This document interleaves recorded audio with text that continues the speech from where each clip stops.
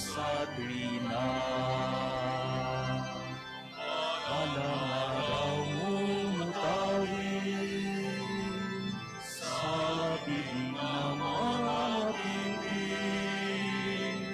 Pasasalamat at papuri, awit ng luwalhati.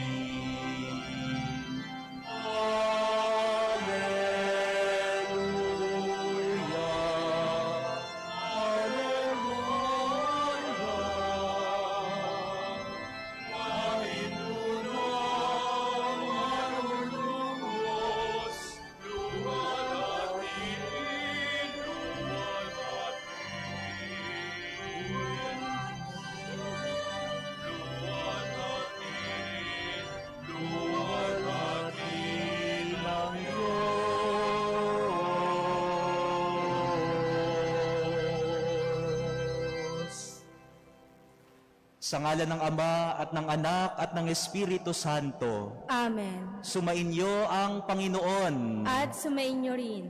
Mga kapatid, tayo po ay nagagalak na nagtitipon sa ikalawang araw ng ating pagsisimbang gabi.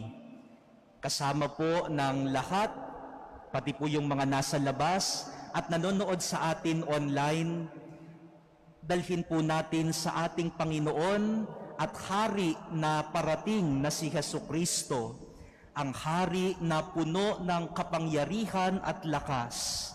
Dalhin natin sa Kanya ang ating mga kahinaan, ang ating mga kahilingan, sapagkat alam natin kapag lahat ay dinala natin sa Kanya, pupuspusin niya tayo ng Kanyang lakas at biyaya. Sa simula po ng ating pagdiriwang, pagsisihan po muna natin ang ating mga kasalanan, humingi tayo sa Kanya ng awa at pagpapatawad.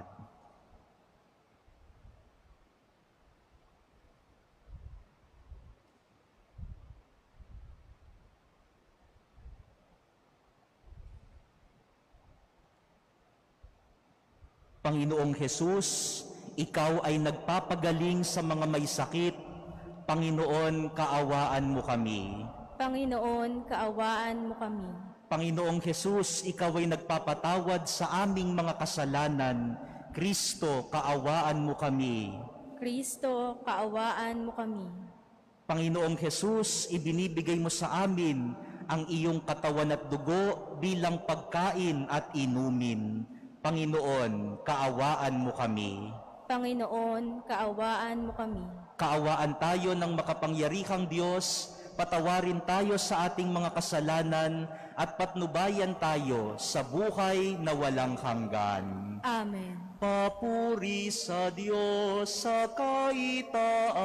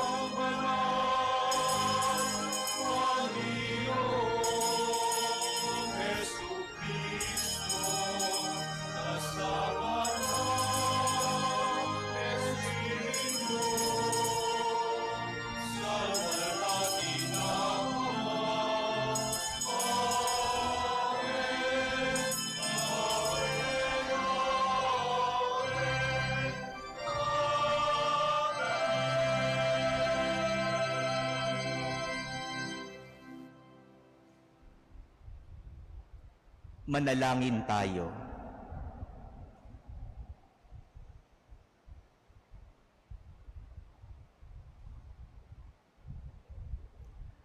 Ama naming lumikha at tagapagligtas, niloob mong magkatawang tao ang iyong salita sa sinapupunan ng laging birheng si Maria.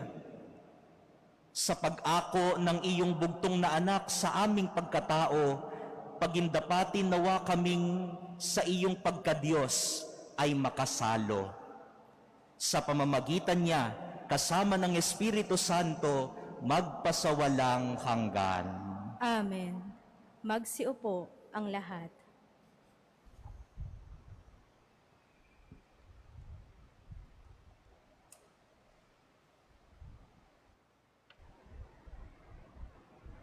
Pagbasa mula sa aklat ng Henesis. Noong mga araw na iyon, tinawag ni Jacob ang mga anak niya at kanyang sinabi, "Kayo mga anak, magsilapit sa akin. Akong inyong ama ay samandaling dinggin. Ikaw, Huda, ay papupurihan niyong mga anak ng ina ninyong mahal. Hawak mo sa leeg ang iyong kaaway, lahat mong kapatid sa iyo'y gagalang. Mabangis na leon ang iyong larawan, muling nagkukubli matapos pumatay. Ang tulad ni Huday, leyong nahihimlay, walang mangangahas lumapit sinuman. Hawak niya'y setrong tuon sa paanan, sa gisag ng lakas at kapangyarihan. Ito'y tataglayin hanggang sa dumatal, ang tunay na haring dito'y magtatangan." Ang salita ng Diyos. Salamat sa Diyos. Mabubuhay siyang marangal at sasagana kailanman. Mabubuhay siyang marangal at sasagana kailanman. Turuan mo yaong haring humatol ng katuwiran. Sa taglay mo'y katarungan, o Diyos, siya'y bahaginan, upang siya'y maging tapat mamahala sa iyong bayan, at pati sa mahihirap, maging tapat siyang tunay. Mabubuhay siyang marangal at sasagana kailanman. Ang lupainawa niya'y umunlad at managana, maghari ang katarungan sa lupain nitong bansa. Maging tapat itong hari sa paghatol sa mahirap, at ang mga tao walay pag-ukulan ng paglingap. Mabubuhay siyang marangal at sasagana kailanman. Yang buhay na matuwid sa kanyang kapanahunan, madama ng bansa niya at umunlad habang buhay. Yaong kanyang kaharian ay palawak ng palawak, mula sa ilog Euphrates, sa daigdig ay kakalat. Mabubuhay siyang marangal at sasagana kailanman. Nawa yaong kanyang ngalan ay huwag nang malimutan, manatiling laging bantog na katulad nitong araw. Nawa siya ay purihin ng lahat ng mga bansa, at sa Diyos silang lahat dumalangin. Hari nawa pagpalain kaming lahat, tulad niyang pinagpala. Mabubuhay siyang marangal at sasagana kailanman. Magsitayo ang lahat.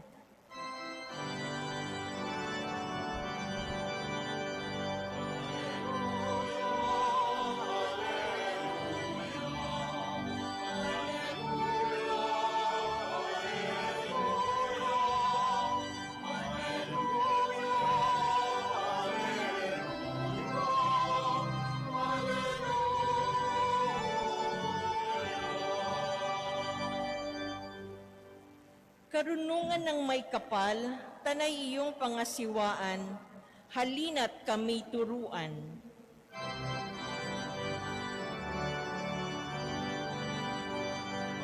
Alleluia, Alleluia, Alleluia, Alleluia, Alleluia, Alleluia, Alleluia.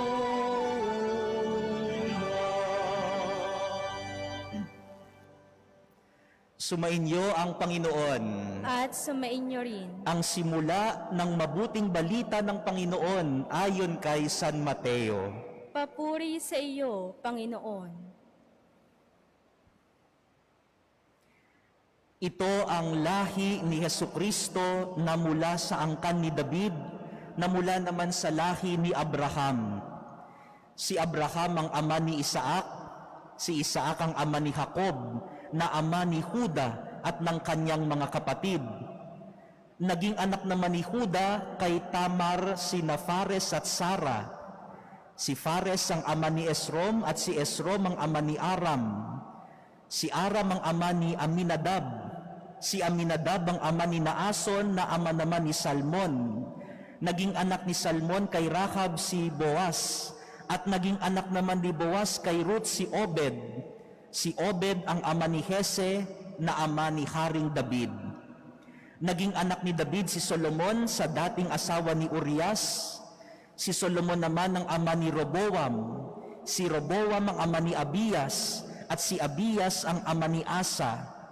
Si Asa ang ama ni Josaphat. At si Josaphat ang ama ni Joram na siya namang ama ni Osias. Itong si Osias ay ama ni Jotam na ama ni Akas. At si Akas ang ama ni Ezekias. Si Ezekias ang ama ni Manases, at si Manases ang ama ni Amos na ama naman ni Josias. Si Josias ang ama ni Jeconias at ang kanyang mga kapatid. Panahon noon ng pagkakatapon ng mga Israelita sa Babilonia. Matapos ang pagkakatapon sa Babilonia, naging anak ni Jeconias si Salatiel na ama ni Zorobabel. Si Zorobabel ang ama ni Abiud na ama ni Eliakim. At si Eliakim ang ama ni Asor. Si Asor ang ama ni Sadok na ama ni Akim. Itong si Akim ang ama ni Eliud. Si Eliud ang ama ni Eliasar. Si Eliasar ang ama ni Matan na ama ni Jacob. At si Jacob ang ama ni Jose na asawa ni Maria. Si Maria naman ang ina ni Jesus na tinatawag na Kristo. Sa makatuwid, 14 ang salin lahi mula kay Abraham hanggang kay David, 14 mula kay David hanggang sa pagkakatapon ng mga Israelita sa Babilonia, at 14 din mula sa pagkakatapon sa Babilonia hanggang kay Kristo.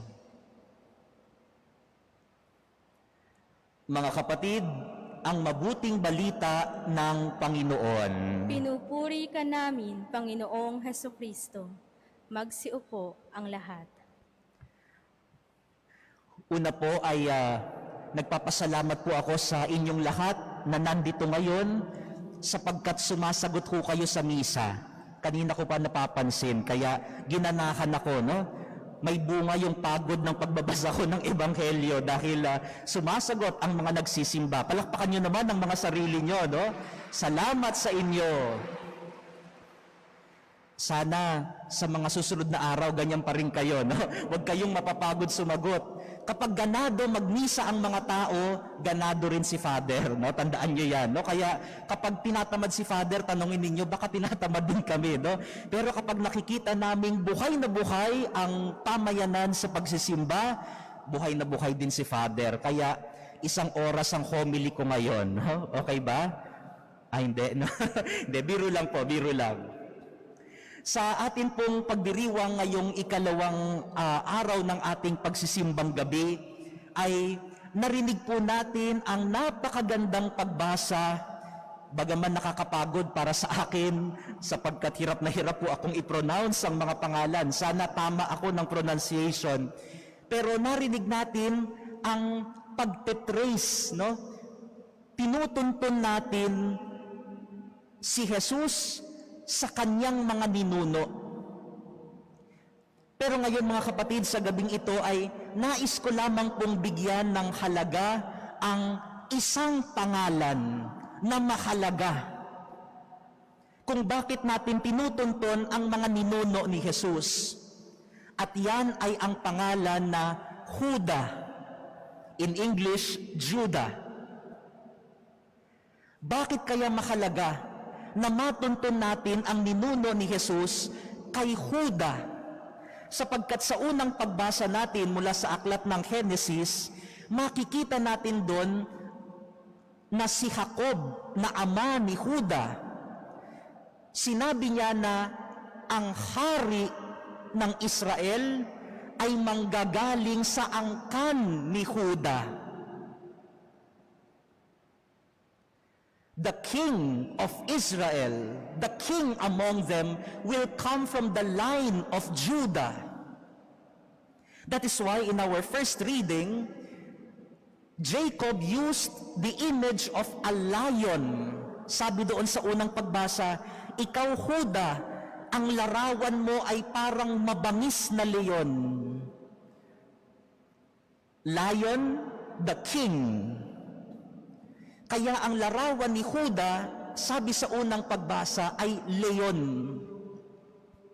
At sabi pa doon, dahil ikaw ay hari parang leon, taglay mo ang lakas at kapangyarihan. Parang isang tunay na hari, sabi doon, na hawak-hawak ang setro ng lakas at kapangyarihan. Mga minamahal na kapatid, kapag naiisip ninyo ang larawan ng isang leon, ano ba ang unang nakikita natin sa kanya? Siguro ang unang-unang makikita natin, kagaya ng sabi ng unang pagbasa, ay lakas at kapangyarihan. Kaya nga isang hari, may lakas at kapangyarihan. At makikita natin yan sa isang leon. Taglay niya ang tapang na parang isang hari, lakas na parang isang hari, kapangyarihan ng isang hari. Si Juda, the Lion of Judah. This comes from the prophecy in our first reading today.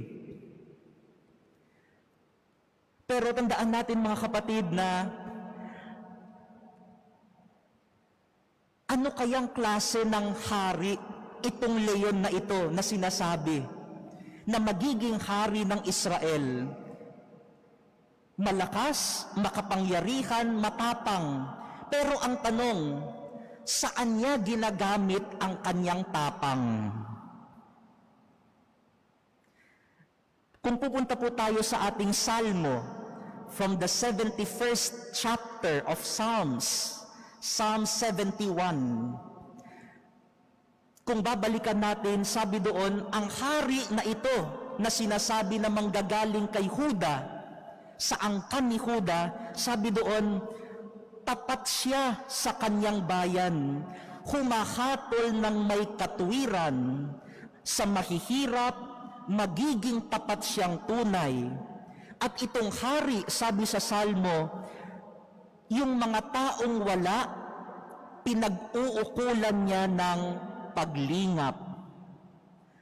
At kapag naging hari ito, ang bansa ay papayapa, uunlad, sapagkat ang hari, ang leon na galing sa angkan ni Juda, ay ginagamit ang kanyang tapang ng tama. Ginagamit ang kanyang lakas at kapangyarihan hindi sa maling paraan, kundi sa tamang paraan. Pagtulong sa mahihirap, paghatol ng may katarungan at katwiran, lumalapit sa mga walang-wala sa bayan. The Lion of Judah is not a lion who kills because of power, but he uses his power to help people. Yan ang propesiya tungkol kay Jesus na galing sa angkan ni Juda. Mga kapatid, siguro po ay magandang tanungin natin ang ating mga sarili ngayong araw na ito. Tayo kaya, saan natin ginagamit ang tapang natin?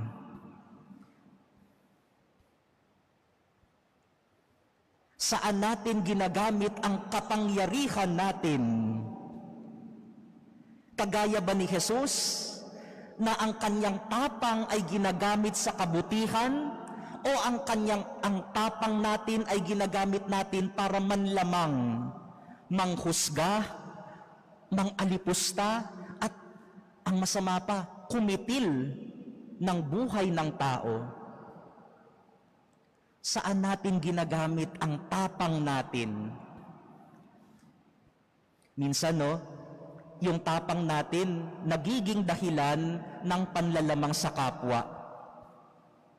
Halimbawa po, minsan nagbabantay po ako. Alam niyo po, kapag pumapasok kayo sa simbahan, minsan nag-o-observe po ako kung maayos ba ang pagpasok.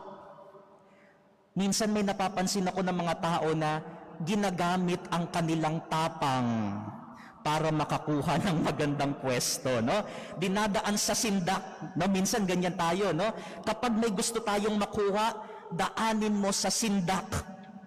Hindi naman patayin sa sindak, Daanin mo sa sindak, Kaya minsan, pagpasok pa lang, nakasigaw na, magsisimba ako. Talagang yun agad, magsisimba ako, Para matakot. Yung nagbabantay, sige ho, dito ho kayo sa unahan, Buti na lang, hindi ko nasisindak yung mga nagbabantay sa pinto namin, Pero mga kapatid, saan ba natin ginagamit yung tapang natin? Panindak lang ba ng tao? Ganyan ba tayo? Ang tapang natin, pangsindak ng tao? Alam niyo, mapapagod kayo kapag araw-araw yung tapang mo ginagamit mo lang panakot sa tao at hindi ka tunay na sasaya. Alam niyo ko, may sikreto para makakuha kayo ng magandang pwesto sa misa. Ngitian niyo po yung nagbabantay sa pinto, Kapag sinimangutan niyo yan, pagpasok niyo pa lang, naku, sigurado ako, mapupunta ka sa hindi magandang pwesto. Pero kapag pagpasok mo pa lang, nakangiti ka na. Aba, talaga namang matutuwa rin namang kaming tanggapin kayo sa misa. Sana tigilan na natin yung paggamit ng paninindak. Matapang ako, sisindakin ko kayo para sumunod kayo. Hindi yan ang daan ni Jesus. Siya ay hari, leon ng Huda, pero ang kanyang tapang ginagamit para makatulong lalo na sa mga walang-wala at maliliit sa lipunan. Mga minamahal na kapatid, saan nyo ginagamit ang inyong tapang? Saan natin ginagamit ang kapangyarihan natin? Saan natin ginagamit ang lakas natin? Maghapon ba nauubos ang lakas natin para mambuwisit ng kapwa? Nako, pag natapos ang araw mo, pakiramdam mo pagod na pagod ka. Pero kung maghapon, ginagamit natin ang lakas natin para makatulong sa kapwa, kagaya ni Jesus, magiging masaya ang ating Kapaskuhan. Alam niyo po, bilang pagtatapos lamang, bilang aking pagbabahagi, mayroon akong isang kaklase sa seminaryo noon. Hindi ho siya natuloy maging pari, naging padre de pamilya siya, May pamilya na po siya ngayon. At napapansin ko na miyembro siya ng mga, ano bang tawag dyan, parang riders, yung mga nagbabike, may grupo yun ngayon, na mga nagbabike palagi. Noong nasalanta ng bagyo ang ibang parte ng ating bayan, yung grupo niya ng mga riders, sila yung lumikom ng mga tulong. Mga kabataan ito.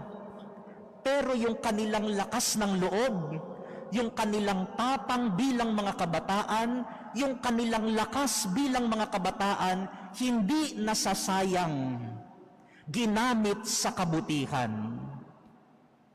Sana lahat ng kabataan matuto ng ganito ngayon. Ubusin ng oras, ubusin ng lakas, ubusin ng kapangyarihan sa paggawa ng kabutihan. Yan ang hari nating si Jesus. Ganyan ang kanyang paghahari. Mga kapatid, ipanalangin po natin sa araw na ito, lalo na po tayong mga nangangailangan ng hihina, inaalipusta sa lipunan, biktima ng injustice, mga may sakit at mga frontliners, lahat ng mga mahihina sa lipunan, yan ang paborito ni Jesus. At kapag ang kahinaan natin ay inilapit natin sa Kanya, ang gusto ng hari na ito, tayo naman ang lumakas at hindi siya. Ang tunay na hari, nariyan hindi para lang palakasin at pasikatin ang sarili. Ang gusto ng hari, kayo ang lumakas sa panghihina ninyo gamit ang sarili niyang lakas at kapangyarihan. Lumapit tayo sa ating hari. Hindi niya tayo itataboy. Ilapit natin ang ating kahinaan sa Kanya at alam nating palalakasin tayo ng ating makapangyarihang haring si Jesus. Amen.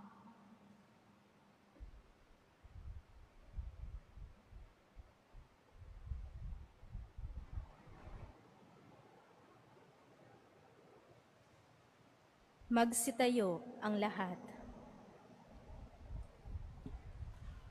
Bilang mga taong marurupok at mahihina, idinudulog natin ang ating mga kahilingan sa ating Amang nasa langit, na dahil sa Kanyang habag at pag-ibig ay nagnanais na tayo ay maligtas at matutunan ng katotohanan. Sa bawat panalangin, ang atin pong itutugon, Panginoon, dinggin mo ang aming panalangin. Panginoon, dinggin mo ang aming panalangin. Ang ating kaparian naway sundin ang kalooban ng Diyos at itaguyod ang ikabubuti ng mga taong nasa kanilang pangangalaga, lalo na ang mga dukha at kapuspalad. Manalangin tayo sa Panginoon. Panginoon, dinggin mo ang aming panalangin.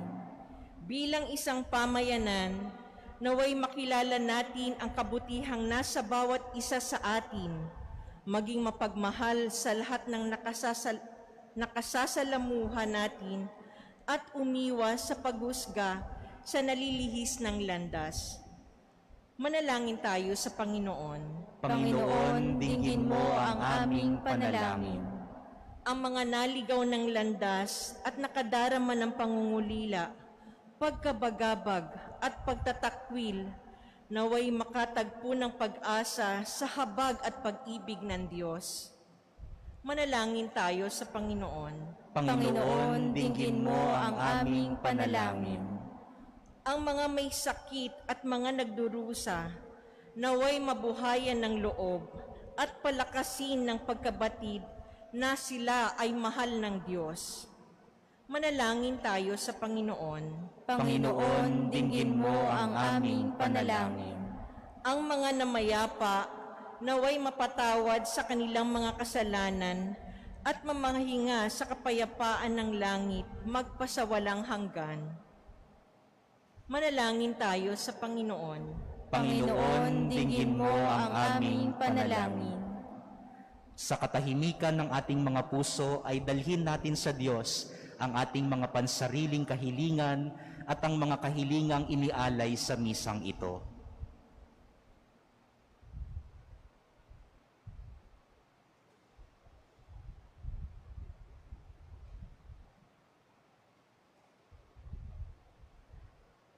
Ama naming nasa langit, palakasin nawa kaming lagi ng kapangyarihan ng iyong pag-ibig. Huwag mong pabayaang guluhin ng mga alalahanin sa mundo ang aming mga isip at huwag nawang mapangibabawan ng kasamaan ng aming buhay. Idinadalangin namin ito sa pamamagitan ni Kristong aming Panginoon. Amen. Magsiupo ang lahat.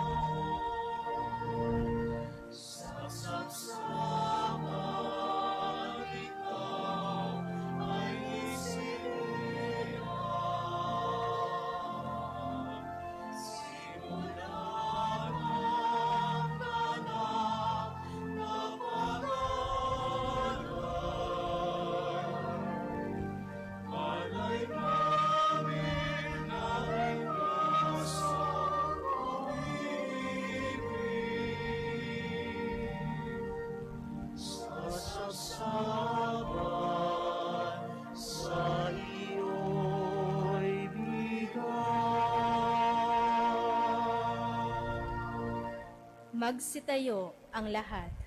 Manalangin kayo mga kapatid upang ang ating pagkakain ay kalugdan ng Diyos Amang makapangyarihan.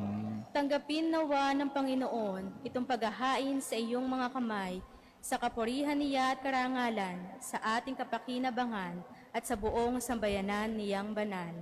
Ama naming lumikha, gawin mong banal ang mga alay ng iyong sambayanan, upang sa kagalang-galang na pagdiriwang na ito, kami ay pagindapatin mong magkasalo-salo sa pagkaing ibinibigay mo.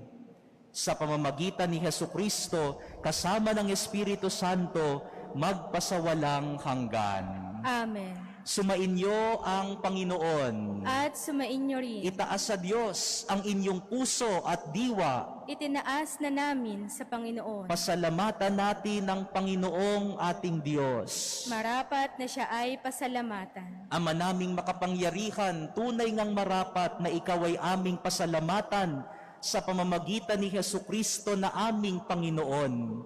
Ang pagsusugo mo sa Kanya ay ipinahayag ng lahat ng mga propeta. Ang pagsilang niya ay pinanabikan ng mahal na birheng Kanyang inang tunay sa kapangyarihan ng Espiritong Banal. Ang pagdating niya ay inilahad ni San Juan Bautista sa kanyang pagbibinyag. Ngayong pinagkakandaan namin ang maligayang araw ng kanyang pagsilang, kami ay nananabik at nananalangin lubos na makaharap sa kanyang kadakilaan. Kaya kaisa ng mga anghel na nagsisiawit ng papuri sa iyo ng walang humpay sa kalangitan, kami nagbubunyi sa iyong kadakilaan. Santo, Santo, Santo, Panginoong Diyos ng mga hukbo, napupuno ang langit at lupa ng kadakilaan mo. Hosana sa kaitaasan. Pinagpala ang naparirito sa ngalan ng Panginoon. Hosana sa kaitaasan. Magsiluhod ang lahat.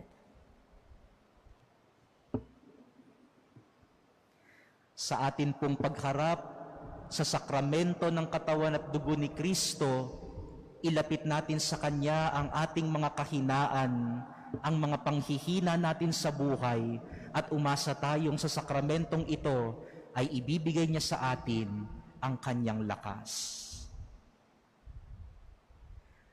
Ama naming banal, ikaw ang bukal ng tanang kabanalan, kaya't sa pamamagitan ng iyong Espiritu, gawin mong banal ang mga kaloob na ito upang para sa amin ay maging katawan at dugo ng aming Panginoong Hesukristo. Bago niya pinagtiis ang kusang loob na maging handog, hinawakan niya ang tinapay, pinasalamatan kanya, pinaghati-hati niya iyon, iniabot sa kanyang mga alagad at sinabi, "Tanggapin ninyong lahat ito at kanin. Ito ang aking katawan na ihahandog para sa inyo."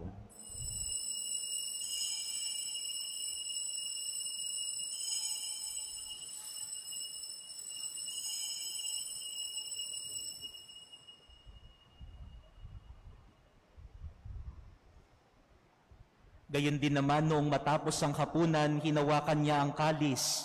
Muli kanyang pinasalamatan.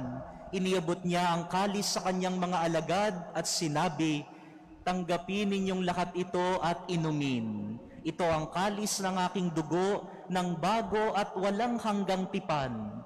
Ang aking dugo na ibubuhos para sa inyo at para sa lahat sa ikapagpapatawad ng mga kasalanan. Gawin ninyo ito sa pag-alala sa akin."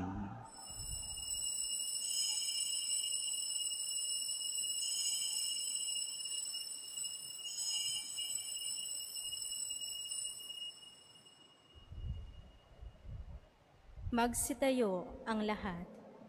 Ipagbunyi natin ang misteryo ng pananampalataya. Si Kristo'y namatay, si Kristo'y nabuhay, si Kristo'y babalik sa wakas ng panahon.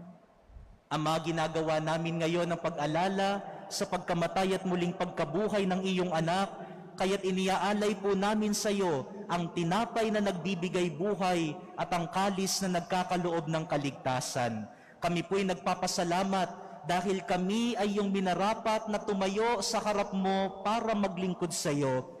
Isinasamo po namin na kaming magsasalo-salo sa katawan at dugo ni Kristo ay mabuklod sa pagkakaisa sa pamamagitan ng Espiritu Santo. Ama, lingapin mo ang iyong simbahang laganap sa buong daigdig, puspusin mo po kami sa pag-ibig, kaysa ni Francisco na aming Santo Papa at ni Broderick na aming tagapangasiwa at ng tanang kaparian. Alalahanin mo rin ang mga kapatid naming nahimlay nang may pag-asang sila'y muling mabubuhay, gayon din ang lahat ng mga pumanaw. Kaawaan mo po sila at patuloyin sa iyong kaliwanagan.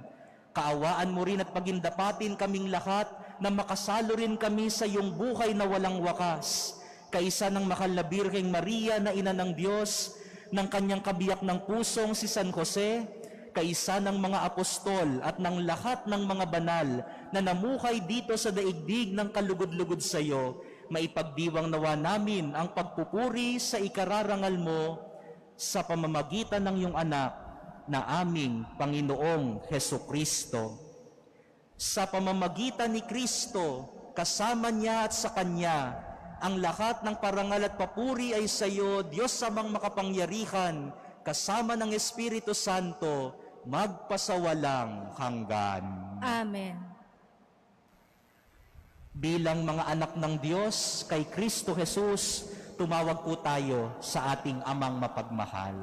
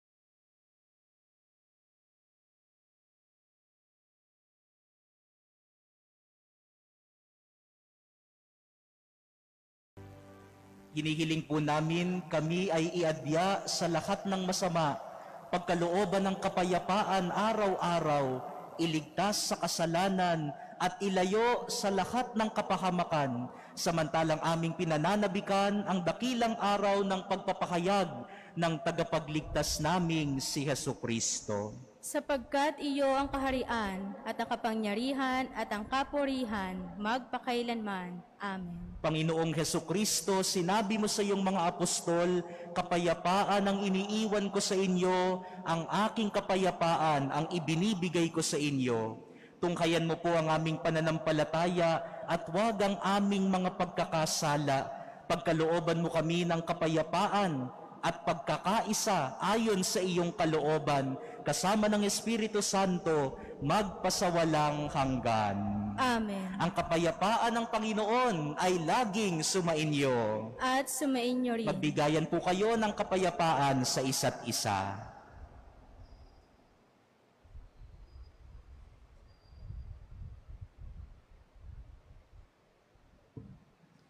Kordero ng Diyos na nag-aalis ng mga kasalanan ng sanlibutan, maawa ka sa amin. Kordero ng Diyos na nag-aalis ng mga kasalanan ng sanlibutan, maawa ka sa amin. Kordero ng Diyos na nag-aalis ng mga kasalanan ng sanlibutan, ipagkaloob mo sa amin ang kapayapaan. Magsiluhod ang lahat.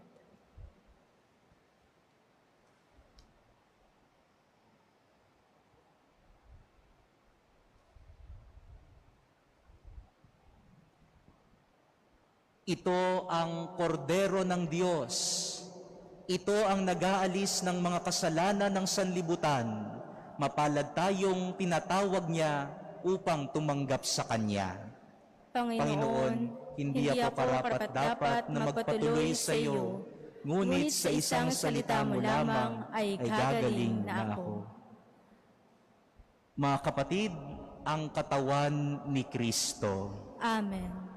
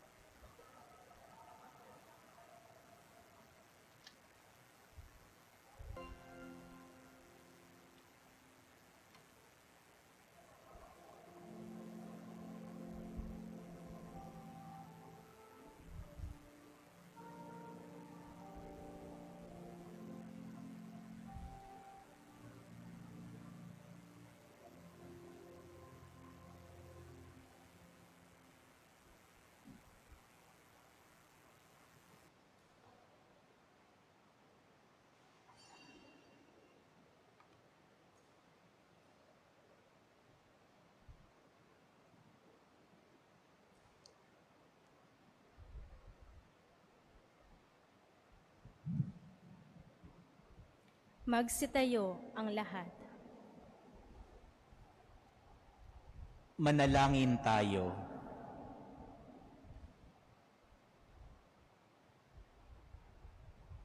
Ama naming mapagmahal, kaming pinapagsalo mo sa iyong piging, ay pag-alabi nawa ng iyong espiritu sa pananabik na magliwanag sa piling ng dumarating na si Kristo, na namamagitan kasama ng Espiritu Santo magpasawalang hanggan.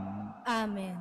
Muli po ay ang aming pasasalamat sa lahat ng dumalo, lalo na po sa inyong pakikiisa ng maayos at pagsunod sa mga tuntunin natin, ang ating mga health protocols. Salamat din po sa mga nanonood sa atin online, sa patuloy po ninyong suporta, pagbibigay ng tulong sa Manila Cathedral. Pagkatapos po ng misa na ito at 9 p.m.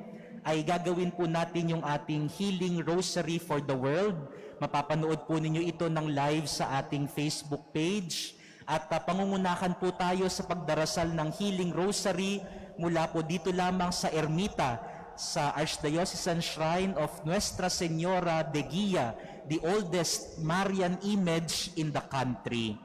As we pray the Healing Rosary tonight, let us pray for the guidance of Our Lady, who has been an important instrument of evangelization of the Filipino people. Sumainyo ang Panginoon. At sumainyo rin. At pagpalain kayong lahat ng makapangyarihang Diyos, Ama at Anak at Espiritu Santo. Amen. Tapos na po ang ating pagdiriwang, humayo kayong taglay ang pagpapala ng Diyos. Salamat sa Diyos.